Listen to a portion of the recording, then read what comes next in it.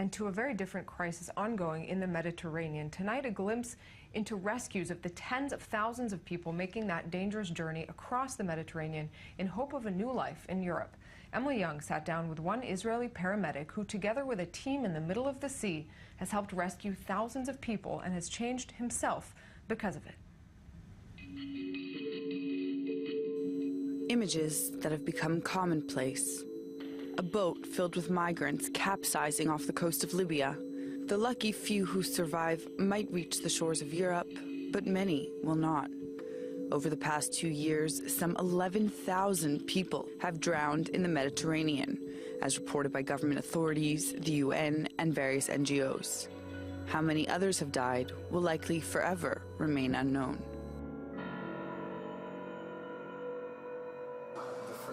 Israel Papa knows this all too well. He's a paramedic with Magen David Adom, Israel's national emergency service. Papa volunteered with the Red Cross for 6 weeks, living on a ship in the Mediterranean, rescuing over 4,000 ill-fated migrants. We deploy those FRDCs, they're called.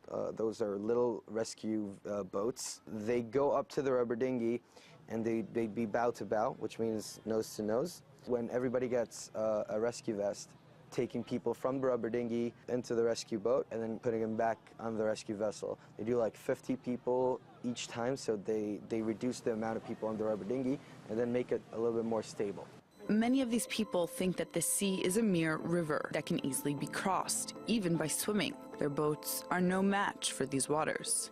It's those small boats that the migrants get on, and it's as much migrants they could put on the 175 people on a rubber dinghy. It is impossible to make the journey with a rubber dinghy or a wooden boat. It is 100% impossible.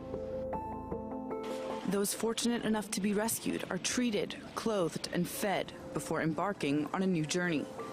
A 1.5-day voyage to Italy, their fate unknown to them. I don't really have the answers all the time, but they have a lot of questions. Who are we going to go through? Are we going to stay there forever?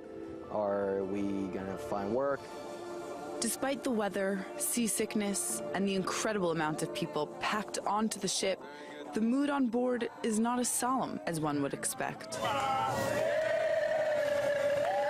You see that they really try to socialize. They talk a lot about their journey with themselves. They pick up memories from the journey.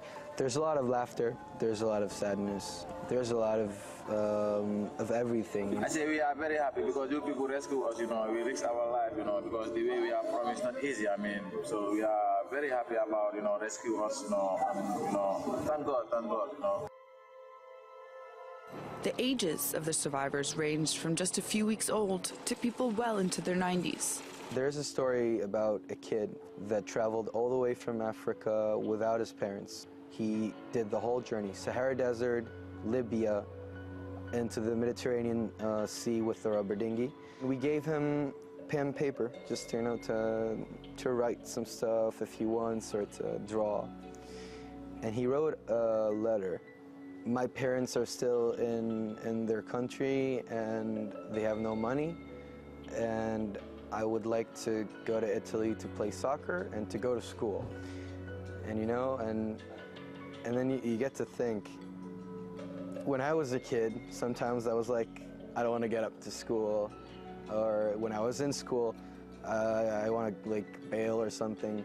And then you see a kid that never went to school, that's his dream, to go to school, And it gets you thinking, how's it fair? How's it fair that someone gets to live a good life and someone doesn't get to live a good life? Although these migrants will go on to face extreme challenges in Italy, Israel Papa offers this piece of advice.